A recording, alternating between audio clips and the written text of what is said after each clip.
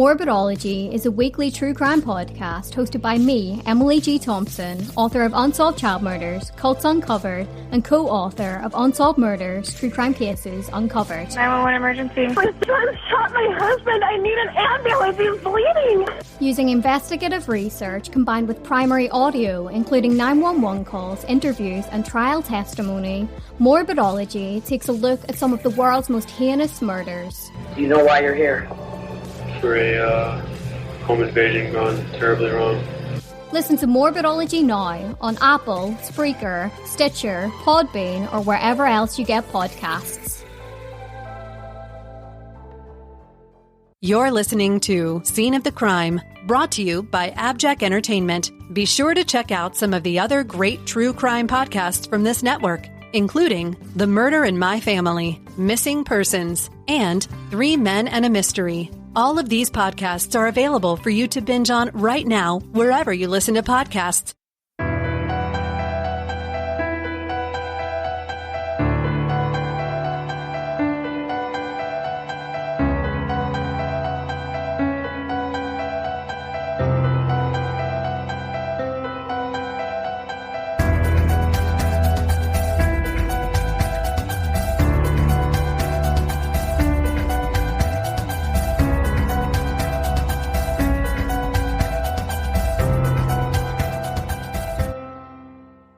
Let's continue with our discussion from last week about the investigation into Rose and Roger's murders. A tedious and thankless task investigators undertook involved gathering and interviewing all employees of the hotel. The names of the 18 front desk and office employees, all maid service employees, and grounds and maintenance personnel were all compiled. In addition, the Seven Villages restaurant, named after the Amana colonies, that was a major source of patronage of the hotel, was attached to the facility. There was also a hotel bar called the Village Pump Lounge. In total, these two operations employed 164 employees. All of these individuals were interviewed one by one. Of course, police were interested in whether any hotel employees had seen anything that night, as well as whether any of them could have been the killer. Tim Trishman told us that no employees seemed particularly suspicious. There were a lot of people questioned by the authorities on, what they saw, what they knew, where they were at during that previous day and the day and evening of. So a lot of staff members were interviewed. But as far as anyone being nervous or, being wary of talking to the police, I think for the most part, other than being nervous, I think people cooperated as best they could. Several of the employees provided helpful information as witnesses.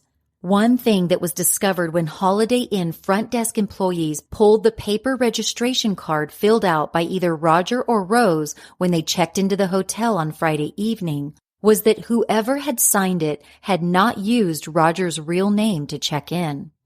The registration receipt reflects the name Roger Burkert at the top on both the room receipt and the vehicle parking information page. Was this just a whimsical pretense with the two lovers combining names in a flight of fancy? Or was there something more calculated about Roger's hesitation to use the name Roger Atkinson on the guest register? Front desk employee Barbara Harker told investigators of the call that came in for room 260 at 8:31 p.m. Investigators were able to pinpoint that this call was the one from Rondell Robertson, whose wife was babysitting little Rachel while Rose was away with Roger. Rondell told investigators that he did not get an answer in room 260. Another woman who worked the front desk also took a call for room 260 that night. This was Vicky Gouger, a 19-year-old horse trainer who had only worked at the hotel for 2 or 3 days at the time of the murders. On September 24th, Vicky underwent hypnosis at DCI request in order to improve her recall of the evening of September 12th. Under hypnosis, Vicky recounted the mundane details of her shift that evening, which commenced at 3 p.m. None of this was important to investigators until she told them about the front desk phone ringing at approximately 8:45 or 9 p.m. Here are the DCI notes on this segment of the session. She recalled the following information. The phone buzzes, and she said, "Amana Holiday Inn, may I help you?" The party said, "Hello, do you have a Burkert?" Or, "Do ya have a Burkert?" She turns around and looks and said, "Yes, I can connect you." The voice is a male, and it is low. Vicky stated that she hears nothing else on the line, and that the call is really clear, and she can't tell whether it is long distance or local, and it sounded like the rest of them. So this may be crucially important. Vicky recalled that she received a call asking, "Do you have a Burkert there?" around 9 p.m. It sounds like she was recalling that the caller had an accent and pronounced you as ya. In other words, he asked, "Do you have a Burkert there?" The caller was a man whom she guessed from his voice was white and middle-aged. His voice was low. Thinking that he had asked her for the name Burkert, she found no one of that name on the registry. The caller was able to specify that no, the name he wanted was Burkert. Vicky put the call through to room 260. She told investigators that she believed that the call was answered in the room once she put it through, although how she would know this is not indicated in the files. She could not tell whether the call was local or long distance. The identity of this caller has never been determined. The DCI subpoenaed the long-distance calls coming into the hotel that night between 6 and 12. Only one call came in at that time, 9:04, from a Don Allen of Des Moines. He was interviewed, and we know nothing of what came of this interview. But Don's name does not appear again in the files, and in a hotel with 156 rooms, it is more than likely that this call was routed to one of the other 155 rooms. There is speculation that the caller asking, "Do you have a Burkert?" could have been from a local number, which would not be reflected in the incoming calls list compiled by the DCI. Could it be that someone had tracked Rose to the area and was calling around to hotels to see which one she was staying at? Someone who knew she was going to the Amanas but who didn't know what hotel. There were only a few hotels in the Amanas, so this would not have been too onerous a task.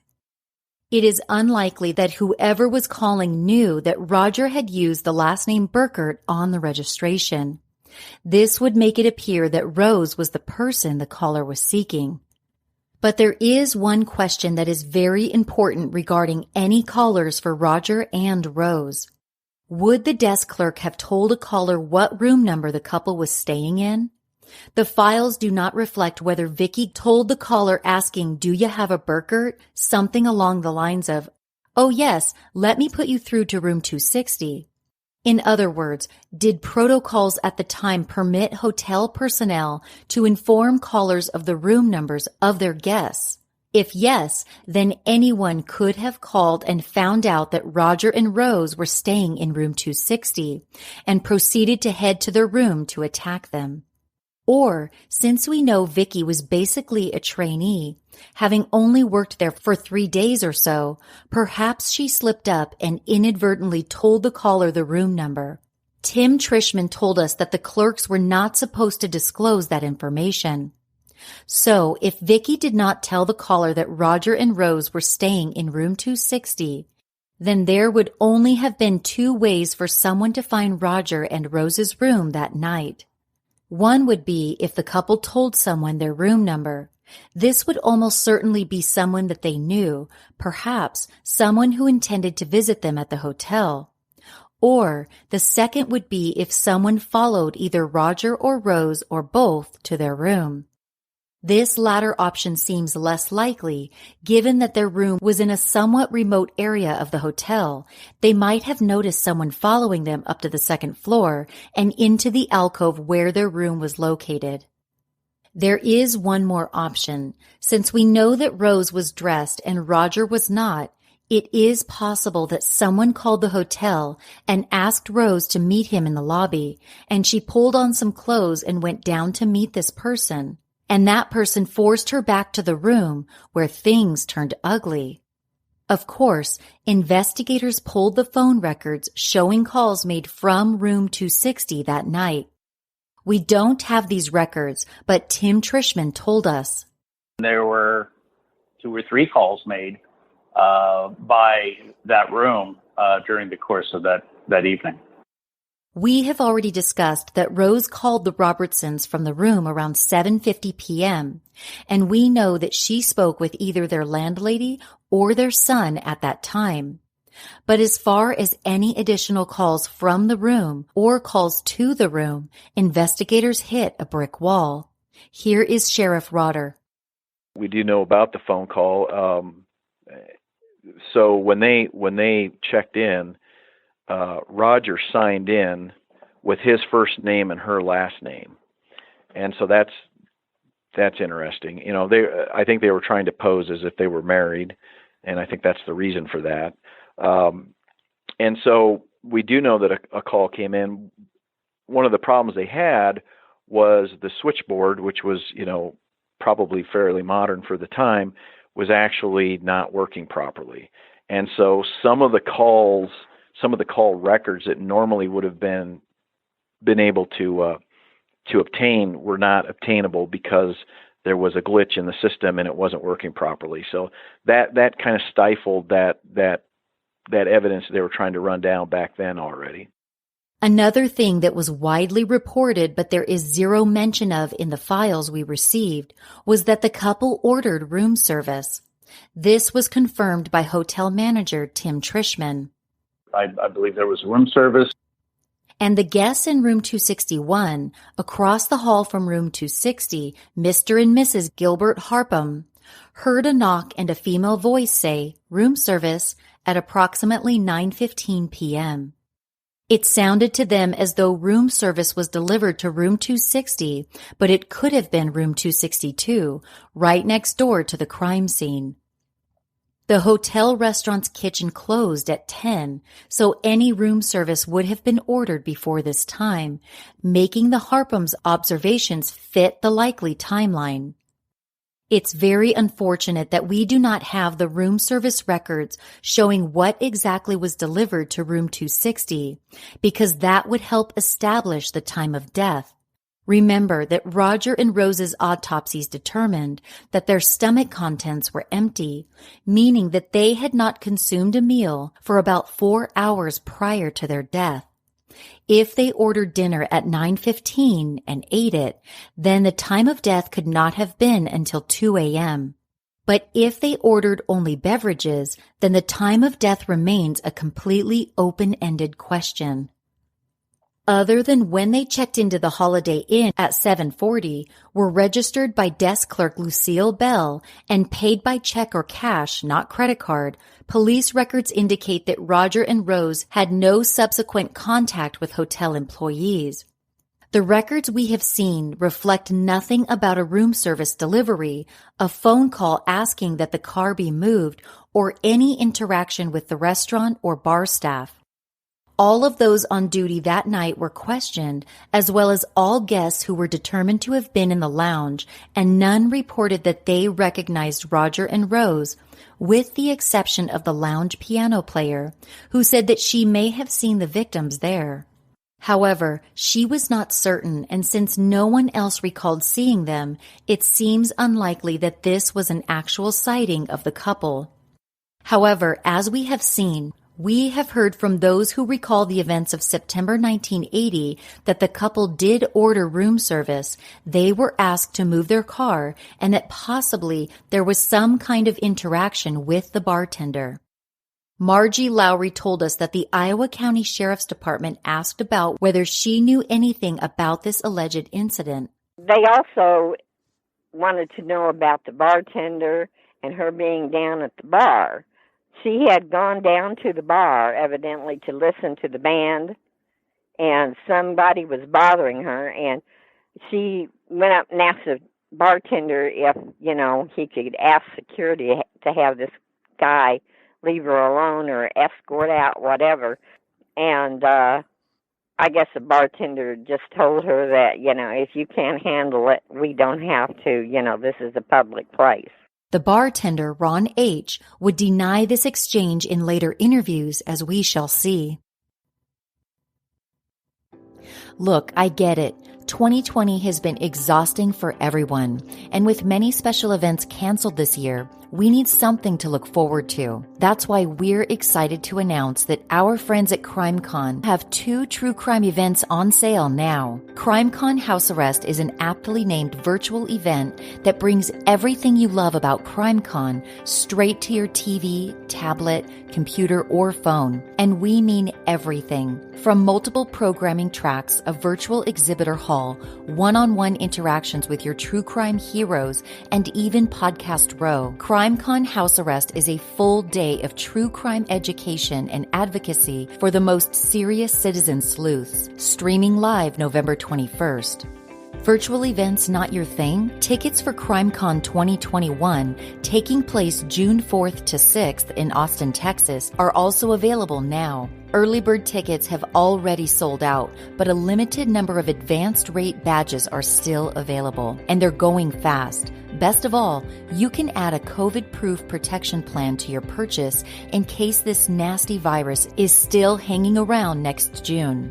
See full details at crimecon.com and use promo code SCENE2020 to save 10% on your passes.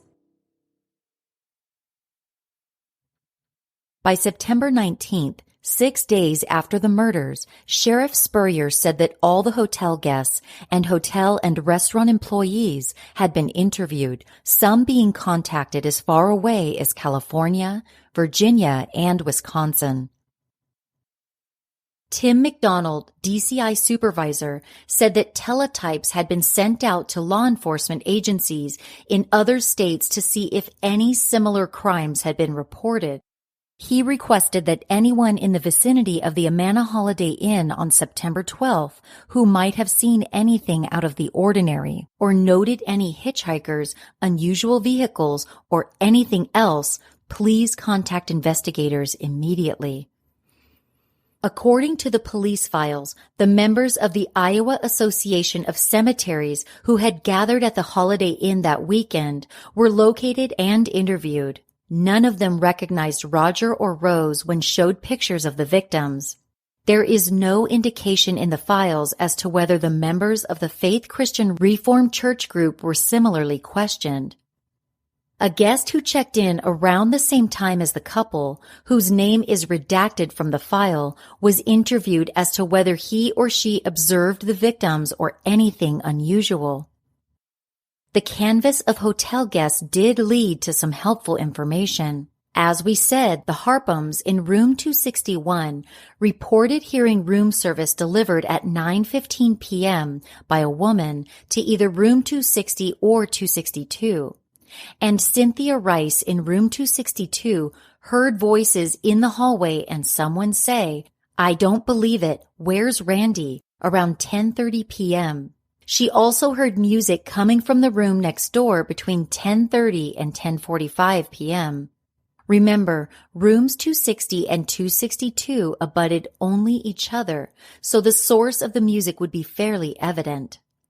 Robert Redlinger, who was staying in room 263, noted a light coming through the peephole on the door of room 260 when he passed by at 9:10 p.m. Another hotel guest, Richard Herron, who was registered in room 169, wandered the halls of the hotel at 1:30 a.m. looking for a candy machine. He had just checked in at this very late hour after attending a rock concert in a nearby town. He went up to the second floor but saw no one. Herron was questioned pretty thoroughly by investigators because he was one of the very few people who were known to be roaming the hotel near Roger and Rose's room in the dead of the night. He also had a record for minor theft. He told them that the only person he remembered seeing was a blonde woman leaving the front desk. This was around 1 a.m. when he was checking in. Investigators questioned one witness who thought he saw a third person riding in the car with Roger and Rose when they stopped at a gas station, and another who believed he might have seen a car following Rose's vehicle as it left Missouri for Iowa. They also rumored that a truck had followed. I've got the guy's name that made that statement, and I'm guessing, because all this time I thought they were following him from St. Joe, but no, they would have followed him from the Cahokia job in Missouri to Amana. To investigators, the theory that someone had followed Roger and Rose to the hotel was a strong possibility. As Sheriff Rotter said, if it is somebody who knows them and they have the motive, then you have to believe that they were being followed. Because otherwise, you don't know where they're at. You don't know where they're at, period, let alone the motel and the motel room. They didn't even know where they were going to stay. They didn't have a reservation. They were just getting close to the Amanas so that they could go see the wineries and the woolen mill and all the things that bring tourists to the Amanas. But they didn't have a place to stay. So when they go into the hotel that night, they're actually told that there is no room, that they're sold out. And only at the last second as they're leaving, they're told there was just a cancellation. A cancellation literally comes in while they have just been told that there's no room, and that's how they get a room. So the idea that somebody knew ahead of time exactly where they were going to be staying is not possible, because they themselves didn't even know where they were going to stay. It intrigues me as well, and again, thinking back to 1980, how do you do that? You can't, if you're sitting in St. Joseph, you can't get the St. Joseph yellow pages out and look for motels near the Amanas. So that would lend you to believe that maybe the person is close, that they have maybe followed them and know that they're somewhere around here. Now they've gotten the yellow pages out by a payphone, which in those days payphones were everywhere. And did they start calling motels looking for Roger and Rose? You know, it makes you think that in that case they probably were followed in that regard. But if Roger and Rose were followed, then their killer pursued the couple for hours, not knowing their ultimate destination, taking quite a leap of faith that he would be afforded an opportunity to murder them. Another thing that investigators looked into was a list of the names of occupants of room 260 since the beginning of that year, 1980. It seems they were considering whether perhaps either Roger was a regular at the hotel or someone else was a regular occupant of room 260. Many times, routine business travelers will request their regular room. They also looked into anyone who had stayed at the Holiday Inn from St. Joseph, Missouri, where Roger and Rose both lived. Investigators likely believed that the killer was familiar with the hotel. They cross-referenced the list of names of guests registered at the hotel that evening with guests who had stayed in room 260 in the past. This seems to have been generated by thinking that perhaps the killer had kept a copy of the key to room 260 when he left the hotel on some date before September 12th. Remember, in 1980, this would have been a physical key rather than the electronic key card. This theory met with negative results. Let's talk about searches of the area that were done. Immediately after the murders, a deputy was assigned to patrol the perimeter of the hotel, looking for anything that could be of evidentiary value, but he found nothing after 2.5 hours of searching. All the dumpsters behind the hotel were searched. Tim Trishman told us that trash pickup for the hotel and restaurant was during the week, so searches of the trash receptacles on Sunday should have located anything of evidentiary value that might have been disposed of therein. In addition, investigators went door to door in the area to try to determine whether Roger and Rose had any interactions with members of the public. Here are the DCI notes regarding the area canvass.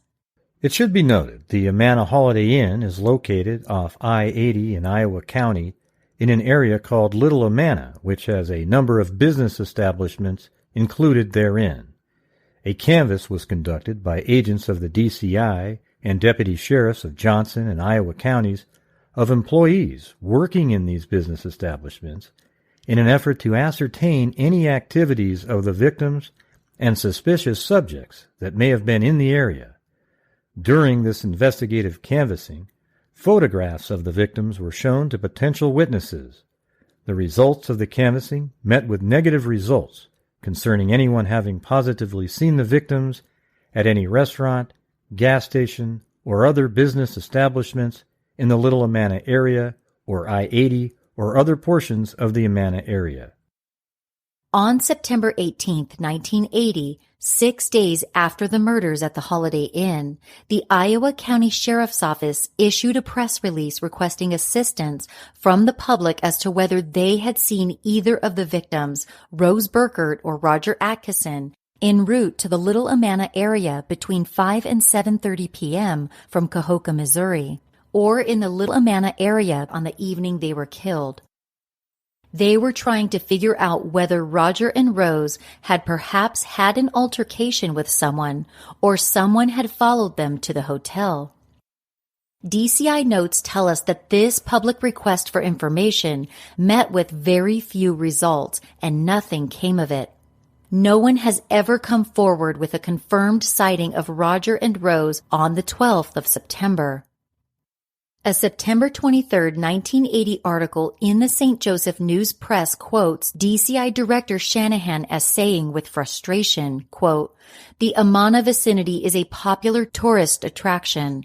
The people are mostly transients. There are so many out-of-state cars passing through, nothing looks out of the ordinary."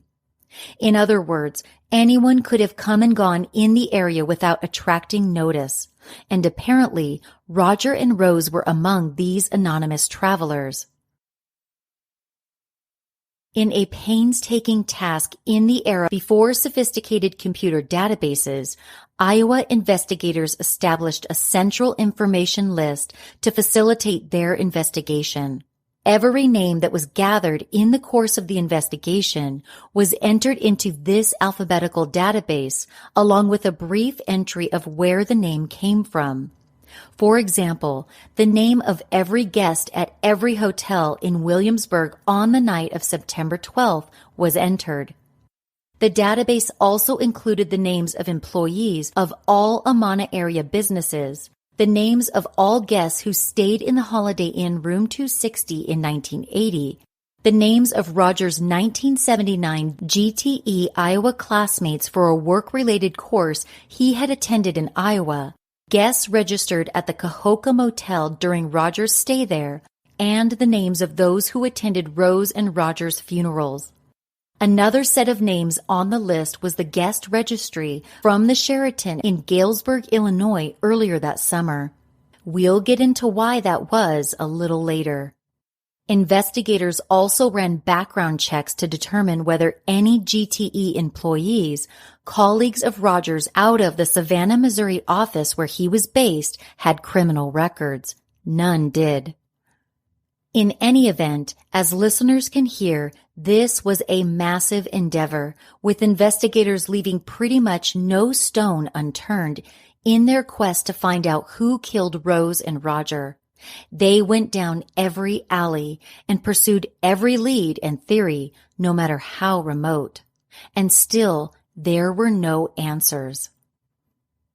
A significant part of any murder investigation, of course, involves retracing the steps of the victims, reconstructing their moments over the past few days, weeks, even months if necessary, in order to complete a victimology profile and dig into the victims' backgrounds to see who might wish them harm.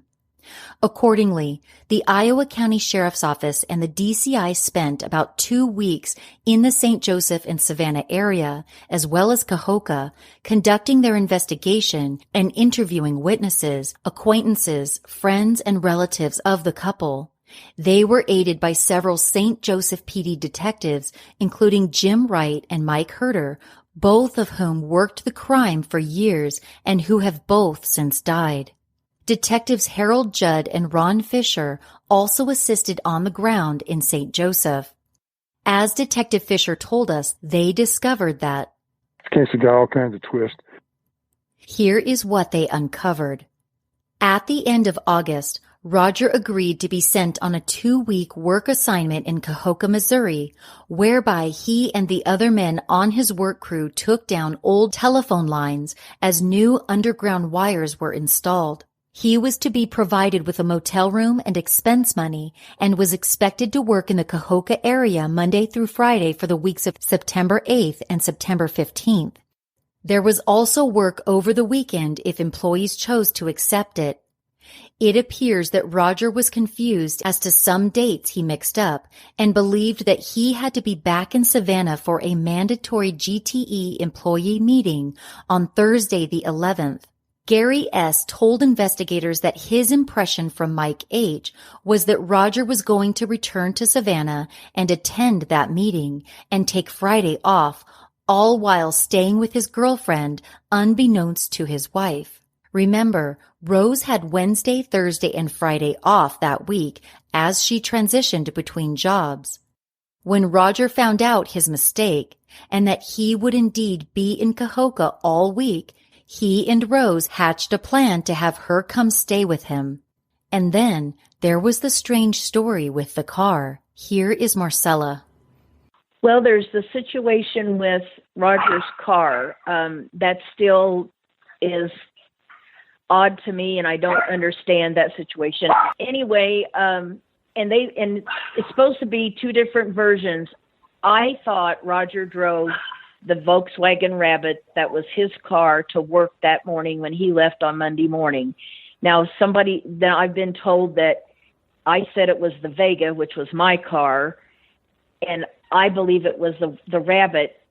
But anyway, like I said, that's just an unknown, and I'm confused on that issue. But to my recollection, Roger drove our brown Volkswagen Rabbit to work that Monday morning to go to Cahokia.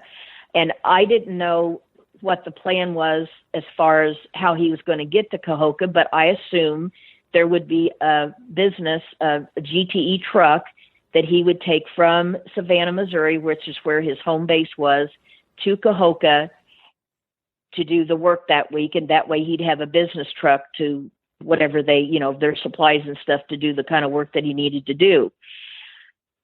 Well, whatever vehicle it was Roger took that morning, I understood that it was going to stay wherever. I thought he would be parking it on the business parking lot and leaving it for the 2 weeks. But it was either Tuesday or Monday or just soon after he left when I went back to, I was on a babysitting job all night long, day after day, babysitting job that we had both started. And when I went back home to check on things, the car's in the driveway. And I'm like, what's Roger doing back home? Well, he wasn't anywhere in the house. So then I thought I called Mike and asked him, why is our car back in the driveway? Apparently, when Roger left for Cahokia on Monday morning around 8:45 a.m., he gave Mike H., his brother-in-law, who worked in the same location, some car keys, and asked him to take the car back to Mike's place and hang on to it until Roger got back. Roger drove a GTE work truck to Cahokia. On Wednesday, Mike H. took Roger's VW Bug back to Roger's house and left it in the driveway. But what is very strange, and we cannot make heads or tails of, is that when questioned about this after the murders in his first interview on the 14th, Mike H. told investigators that the car he had driven for Roger was a light blue 1977 Chevy Malibu, Rose's car. As we know, this was the vehicle that Roger and Rose traveled in to the Amana area. We don't know what Mike was doing with Rose's car or what he ended up doing with it and how it got back to Rose. Mike H. never admitted to driving Rose's car in any subsequent interviews. All we know is that Roger's own car was delivered to his home driveway, where it was noticed by Marcella. Roger called Mike H. on Tuesday from Cahokia, learned that his car was at his own home, and told Mike H. that he should not have done that. It seems that Roger's plan had been to have Rose come to Cahokia to stay with him, driving his car. Because this plan went awry thanks to Mike H., Rose had to drive her own Chevy Malibu to Cahokia, the one the couple then drove up to Iowa on the 12th. Again, Marcella talking about the different stories she heard from Mike H. about the car. He was supposed to have drove the car back to his driveway and parked it there for the 2 weeks, and that supposedly it was leaking oil on his driveway, and he didn't want that, so he brought it home. That's one story I've heard. You'd have to see the configuration of his driveway, but the car could have been parked on the grass and not on the cement, so that didn't hold too much weight with me. And he said another story was that he said that the car that he brought the car back the week after the murders. Connected to that car story that's not being fully told or disclosed. I don't know if it's a big connection or a little one, but there's something not right in that car story. Then I've learned recently that the car that Mike took to his house was not his car, it was Rose's car. But yet Mike claims that he didn't ever know Rose, and somehow Rose's car, if that's the case, Rose's car got back to Rose. Well, it would have had to have been Mike or somebody at the phone company to have taken it back to her. None of this adds up, even to this day. Here is Sheriff Rotter. He's involved in the whole car moving, Mike, with Roger's car. And what was the reason for that? Was it really because the thing was leaking oil? That was one of the things, it was leaking oil. He's very particular. He didn't want to stain on his driveway, so he moved it. Well, that whole car thing is very confusing because why was it there anyway? I mean, why wasn't it just left at GTE, or why wasn't it just left at home? Why did it have to go someplace special? I mean, he'd already told his wife a lie that he was on a business trip and all this, so that was all set. So why are we moving the car around? So there's definitely things that Mike does that are suspicious, but why? Is he hiding? Was he covering up his own indiscretion, or does it go beyond that? That's the question. Roger's tryst in Cahokia with Rose was planned several days beforehand. He told several colleagues at work that his girl had a few days off and was going to spend them with him in Cahokia while he worked the job there. It sounds like he was planning on having Rose stay through the weekend as well, although he had told his boss he did not plan to work over the weekend. While in Cahokia on Thursday, the 11th of September, Roger called his boss in the GTE Savannah office, Randy H. Roger was on speakerphone in Randy's office, and Gary S., who recall, was the brother of Roger's brother-in-law, Ken Smith, and Mike H., Roger's brother-in-law, were in Randy's office at the time. Hearing what Roger was planning, Randy advised Roger not to have Rose come and stay with him over the weekend at a GTE paid-for hotel. Apparently, another employee had been fired recently for having cocaine and girls in his company hotel room, and employees were on notice that no funny business would be tolerated on company trips. Both Gary S. and Mike H. said that they had warned Roger about this as well. Gary later told investigators that Roger decided to take Rose to Keokuk, Iowa, instead of staying in Cahokia for the weekend as a result. Randy H., in the presence of Gary S. and Mike H., then gave Roger directions to the Amana colonies and advised him to take his girl to a hotel up there instead. And while he was up there, bring Randy back some wine. It seems that Roger decided to listen to this pragmatic advice from his boss. When Roger left for Cahokia on Monday morning, several of his colleagues, including Mike H. and Gary, razzed him for having a hickey on his neck. Roger said that it was not from his wife and implied that he had stopped off at his girl's house on the way to work that day. He left the GTE Savannah office for Cahokia, driving a company work truck alone at 8:45 a.m. on the 8th. He and several work colleagues from other GTE offices all stayed at the Cahokia Motel for the week. On Monday night, Roger joined these guys for dinner, and on Tuesday night, Roger hung out with these guys for some bowling. He also called his wife Marcella on Tuesday around 5:30 p.m. This was the last time the two would ever speak. Meanwhile, during the week of September 7th, Rose Burkert was in between jobs. She wrapped up her last day of work at Laverna Village on Tuesday and did some errands like doctor's appointments and laundry at her sister Catherine's house. She hung out with a friend, Joanna Young, on Tuesday evening and told Joanna that she was going on a trip, but that she might need to borrow Joanna's car. That night, she spent 37 minutes on the phone at 11 p.m. with someone calling from Cahokia, almost certainly Roger. Likely, they were discussing their plans for her to come stay with him. Roger even had his colleague and relation by marriage, Gary S., draw up a map of the Cahokia motel, likely so that Rose could surreptitiously find his room while he was at work. Roger dropped the map at Rose's house on his way out of town on Monday the 8th. On Wednesday, September 10th, Rose dropped her daughter Rachel off at the Robertsons at noon and drove to Cahokia. That night, it is believed that Roger and Rose went to the movies in Keokuk, Iowa, a 21-mile drive from Cahokia.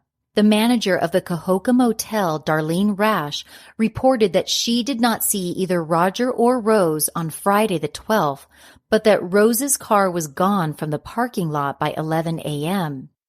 DCI was able to determine that Rose left the motel at around 10:30. It is not known where Rose went, but Roger did not join his work colleagues for lunch that day. He and Rose were seen at the Snack Shop Cafe in Cahokia around lunchtime. When he returned to his shift, he had a road map in his back pocket. Other GTE employees on the Cahokia job, Guy Spence and Lyle Whitaker, discussed the Amana colonies and the restaurants there with Roger at some point that day. And these guys had big mouths. A March 15, 1992 long-form article by Rick Smith about the case says that, quote, the telephone company crew Roger was working with made it known back home that he was spending the weekend with Rose in Amana. Pinpointing the number of people who had advanced knowledge of the lovers' tryst to Iowa was going to be an impossible task. On Friday around 5 p.m., when Roger finished his shift, the two set out for the Amana colonies in Rose's car, leaving Roger's work vehicle parked in Cahokia. Investigators managed to reconstruct the route they believed that Rose and Roger had taken to the Williamsburg Holiday Inn on September 12th. Sheriff Spurrier indicated in a press conference the week after the couple died that investigators had traced them back to Cahokia, Missouri, where they had stayed together in Roger's room, room 24 of the Cahokia Motel, and that from there they had driven Highway 218 to Interstate 80 to Williamsburg, arriving at the hotel around 7:30 p.m. And after that, no one really knows what happened except the killer. If you recall, in a previous episode, we discussed the notification of the next of kin that took place in St. Joseph on Saturday night, the day the bodies were found. Close to midnight on the 13th, Shirley and Rondell Robertson came to the Andrew County Sheriff's Office. With them was Rachel, Rose's daughter. Rondell stated that his wife had heard at the nursing home that the Sheriff's Department wanted to speak with them. At this time, they were informed that Rose was dead. According to Detective Judd's notes, Rondell Robertson didn't show any emotion, but expressed curiosity as to how it happened. All he was told was that it was an apparent murder. Now, some of the information Rondell gave police as to the timeline for the evening of the 12th doesn't really add up. We know that Roger and Rose checked into the Holiday Inn at 7:40 p.m. and that they did not have a reservation. Rondell, however, said that he and his wife had left around 5 to go to the laundromat, and when they arrived home around 7, there was a note on their door. The note left a phone number at which the Robertsons could reach Rose. Rondell told detectives that they tried to call Rose right after they got the note at 7, but there was no answer. Of course, none of this makes sense since we know that Rose was not even at the hotel until 7:40. It's possible that Rondell Robertson has the times completely wrong. But we have also seen that there are no incoming long-distance calls to the Holiday Inn that night from the Robertsons. Sheriff Rotter told us that the switchboard was not working properly, so likely their call just got lost in the log. Or perhaps they called collect and put the charge on Rose's room. Because Rose lived just over the line between Buchanan County and Andrew County, the Andrew County Sheriff Reed Miller was asked to participate in the investigation on the ground in the St. Joseph area. Sheriff Miller called over to Laverna Village Nursing Home and learned that 3 of Rose's co-workers were also her close friends. These were Susie Moore McCush, Joanna Young, and Shirley Robertson, the babysitter. All these women were interviewed. We know from Rose's friend Vicki Ruoff that investigators were at Rose's home on Saturday night, the 13th, because she drove by and saw cars there and the lights on. There was a formal search of Rose's home on September 15th. Nothing appeared to be visibly disturbed. There was a note pinned to the bulletin board, which was addressed to Joanna and discussed supplies of potato chips and Pepsi. It concluded, quote, "The neighbors know you guys are going to be here, so don't worry about that. I'll be back sometime Sunday afternoon. Thanks, Rose." This note turned out to be to Rose's friend, Joanna Young, who was taking care of her pets and watering her plants while Rose was away. A newspaper clipping of a Dear Abby column found in the house doled out advice to a woman dating a married man. 2 small notebooks were discovered with Rose's handwritten notes jotted in them, including names and phone numbers as well as the sentence, "Roger Atkinson, I love you, Roger Atkinson." A new-looking pair of men's Fruit of the Loom briefs were on the bed in Rose's room. Nothing else of note is reflected in the files we reviewed. Another aspect of the investigation that took place in Roger and Rose's home state of Missouri involved their funerals. DCI agents attended both Roger and Rose's services and obtained lists of attendees. Roger's funeral, which took place on September 17th, was attended by an estimated 400 mourners. Here is Elizabeth Atkinson. That was a big funeral, plus there were detectives throughout all, and you could tell them the way they stood and everything, watching, because they were concerned about who else could possibly be harmed. And Roger's wife, Marcella. At the time when I had the casket flowers ordered, I asked them to put on the ribbon, which I still have, and it says, "I love you, Roger." And that's where I was coming from. Even though I'd been betrayed, I felt that I still loved him because he was the only love that I'd ever had in my life. He was my childhood sweetheart, or not childhood, but teenage sweetheart. DCI investigative agent in charge, Larry Gopel, who was in attendance that day, jotted in his notes about his observations, quote, "It was observed by this agent that primarily 3 people appeared to take the death of Roger Atkinson rather hard, and those 3 people were Marcella Atkinson, Elizabeth Atkinson, and Mike H." Contrary to reports, Marcella did not attend the funeral of Rose Burkert, but, she told us, I had to see for myself what she looked like, so I went to the funeral home and viewed her body. At Rose's service, according to her friend Tammy Berkman, the atmosphere was one of tension and fear. Rose's inexplicable and horrific demise had everyone anxious and fearful.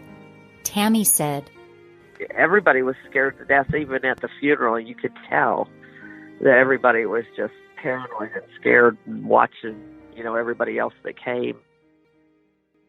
This concludes episode 3. Join us next week as we dive into Roger and Rose's lives and take a look at the victimology in their case. If you have any information about the murders of Roger Atkinson and Rose Burkert, please contact the Iowa County Sheriff's Office at 319-642-7307. Scene of the Crime is a production of AbJack Entertainment. It's narrated by me, Jamie Rice, and co-produced by Jessica Betancourt, Gray Hughes, and Mike Morford. It's written by Jessica Betancourt. Special thanks goes out to the family members and friends of Roger Atkinson and Rose Burkert who participated in this podcast. Thanks also goes out to Sheriff Rob Rotter and the Iowa County Sheriff's Department, Paul Holes, Ron Fisher, Tim Trishman, and Ida Block. If you'd like to help Scene of the Crime reach new listeners, be sure to subscribe to the show and leave a 5-star rating and review wherever you listen to your podcasts. And please recommend this podcast to your friends. You can find Scene of the Crime on Twitter at Scene of Crime Pod and on Facebook.